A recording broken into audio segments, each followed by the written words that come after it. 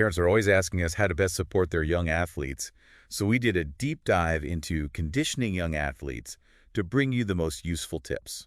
It's a really insightful book. It Mm. really challenges a lot of the common ideas people have about training young athletes. Yeah, absolutely. One of the things that stood out to me was the book's focus on the developmental stages of young athletes. Right, because it's not as simple as just going by their age, is it? Exactly. It's not just about how old they are, their chronological age, but more about their biological age. It's a really key distinction that they make. Think about it. You could have two kids on the same soccer team who are both 12 years old, but one might be going through puberty and having a growth spurt, while the other one isn't even close yet. Oh, for sure. And those biological differences mean their bodies are going to react totally differently to training.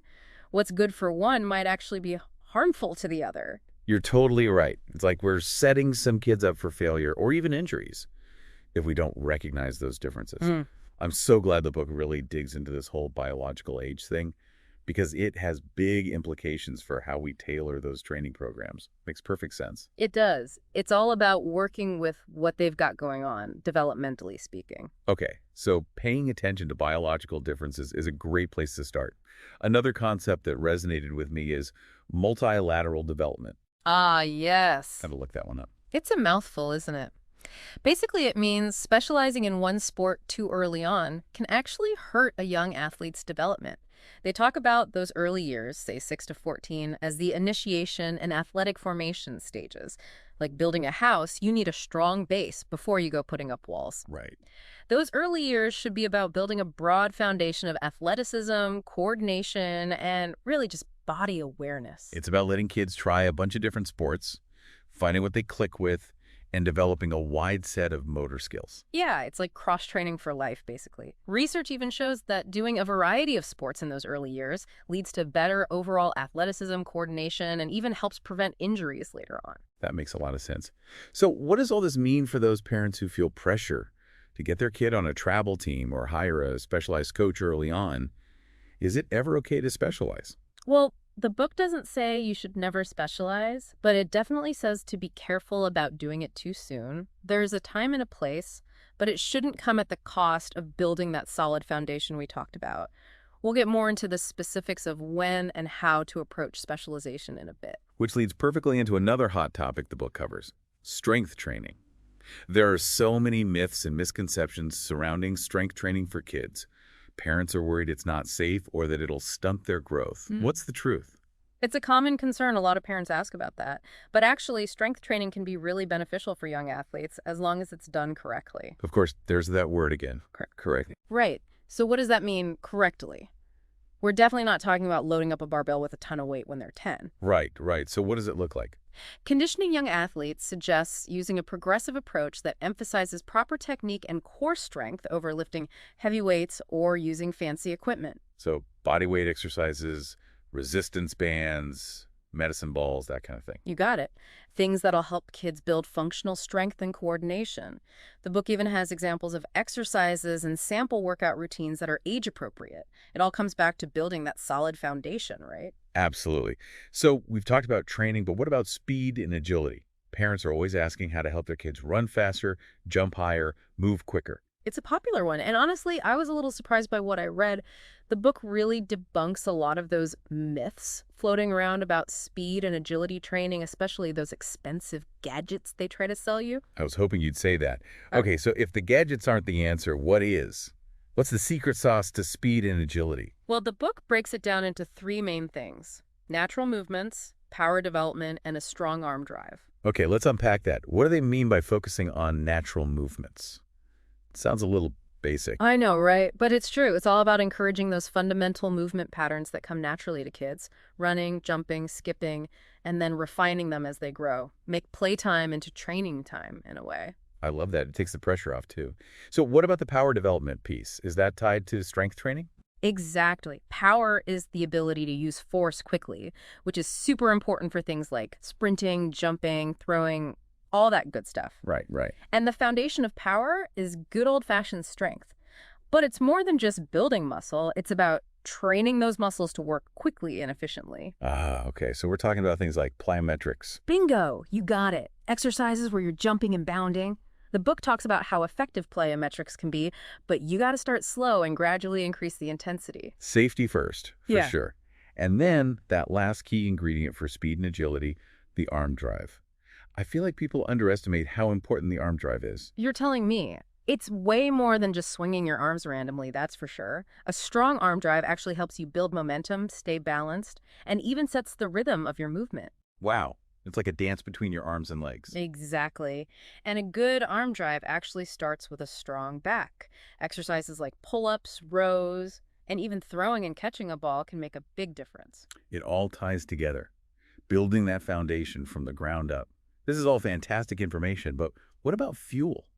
I'm sure our listeners are wondering what Conditioning Young Athletes says about nutrition for young athletes. Of course, got to keep those energy levels up. We're going to jump into all the great nutrition advice from the book when we come back in the next part of our deep dive. Stick around. So, ready to dig into another important aspect of youth athletics? Absolutely. I think we've all seen that classic image of a kid hyped up on sugary cereal and juice boxes before a game. But what does good nutrition for young athletes really look like? Let's see what Conditioning Young Athletes has to say about it. It's funny you should mention that because this book does a fantastic job at cutting through all those misconceptions about what a healthy diet is for active kids. Okay, good. It really gets back to basics, emphasizing whole foods to fuel their bodies and minds. So, we're talking real food, not just protein shakes and energy bars. Right. Exactly. Think fruits, vegetables, lean protein, and healthy fats. Got it. It's like putting premium gas in your car versus that cheap stuff, you know? Right. Processed foods might give them a quick burst of energy, but it won't last, and in the long run, it can be detrimental to their health. Whole foods are the way to go for sustained energy and overall well-being. I love that analogy. It makes so much sense. And the book actually gives some great examples of what those meals might look like, which I always find helpful. They also debunk some common myths, like carb loading before games. Is that really necessary for younger athletes? I hear about that all the time. Right. It's one of those things that people hear and just assume it's true, but the book actually challenges that whole idea. While it might be okay for some adult athletes doing super intense training, it's not really necessary for most young athletes, especially those involved in shorter activities. Interesting. So what's the alternative then? If they shouldn't be carb loading, what should kids be eating before a game to keep their energy levels up? It's pretty simple, really. They recommend a balanced pregame meal that includes carbs, protein, and some healthy fats. This helps avoid those sugar crashes that you can get from sugary snacks or drinks. Which, let's be honest, happens a lot. Any specific pregame meal examples from the book? Oh, yeah, tons. They suggest things like oatmeal with fruit and nuts, which gives you those long-lasting carbs, protein, and good fats, or even just whole wheat toast with peanut butter and banana.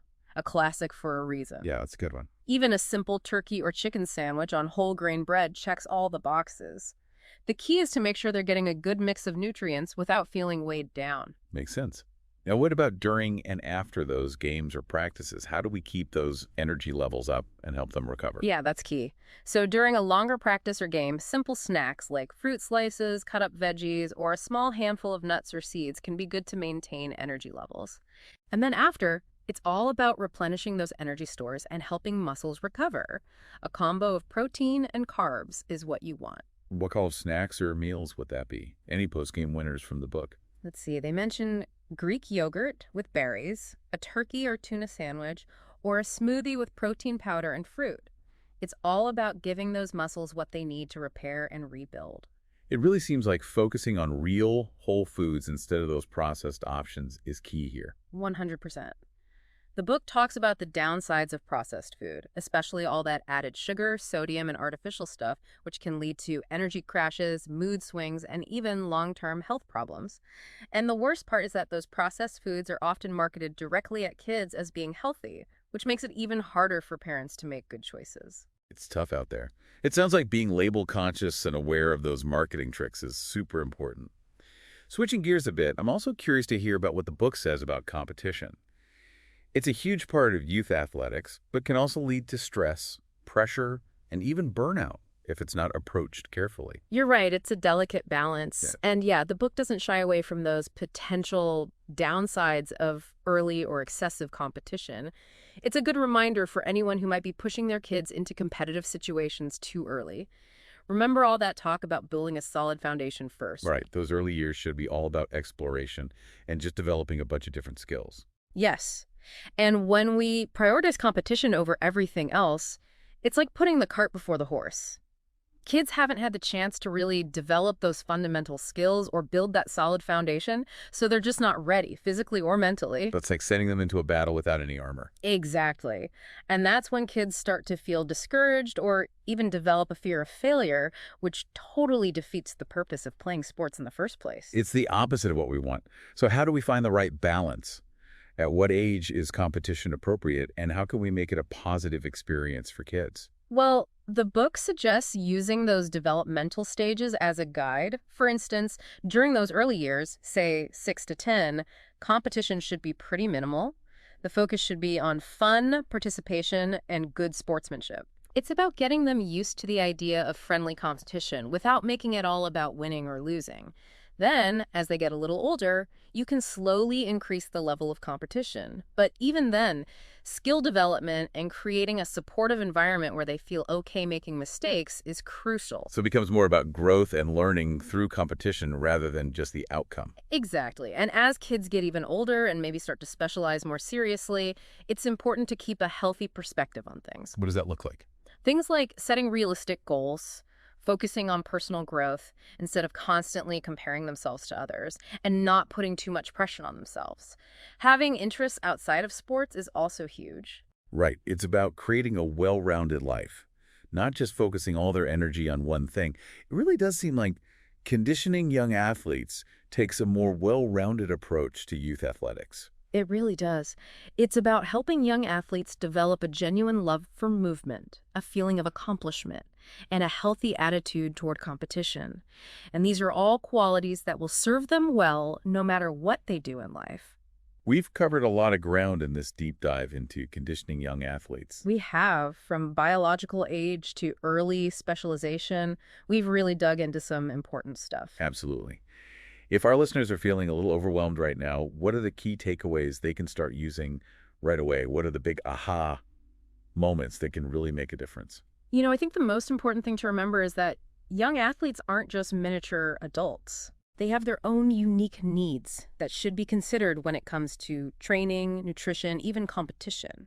It's about building a strong foundation for the long term, not just going for those quick wins or pushing kids too hard too soon. 100%. And that means focusing on those basic movement patterns and encouraging a variety of sports and activities, especially in those early years. Building that well-rounded athlete, not just focusing on one sport right away. Yes. And let's not forget about those biological differences, too.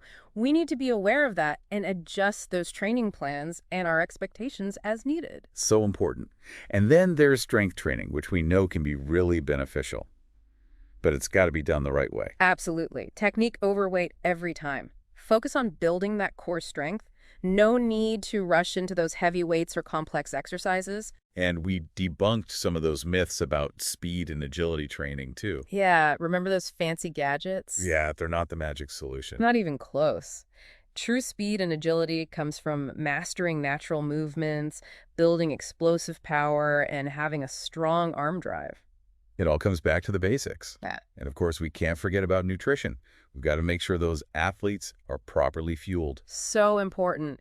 Ditch the processed foods. Go for those whole foods. Fruits, vegetables, lean proteins, healthy fats. That's what they need. Premium fuel for their body. Exactly. And lastly, let's not downplay the importance of a healthy relationship with competition. Oh, that's huge. It's definitely part of youth athletics, but it shouldn't be everything, especially in those early years. Definitely not. Prioritize skill development, having fun, and fostering a genuine love for the game.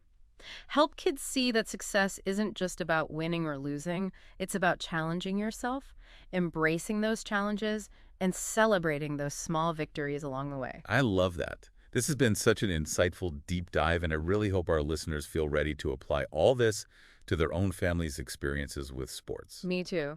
And remember, it's not about creating professional athletes. It's about raising healthy, resilient kids who love to be active, embrace those challenges we talked about, and approach life with that sense of playfulness and determination. Couldn't have said it better myself. Thanks for joining us for this deep dive into the world of youth athletics. Until next time, keep exploring, keep learning, and keep those conversations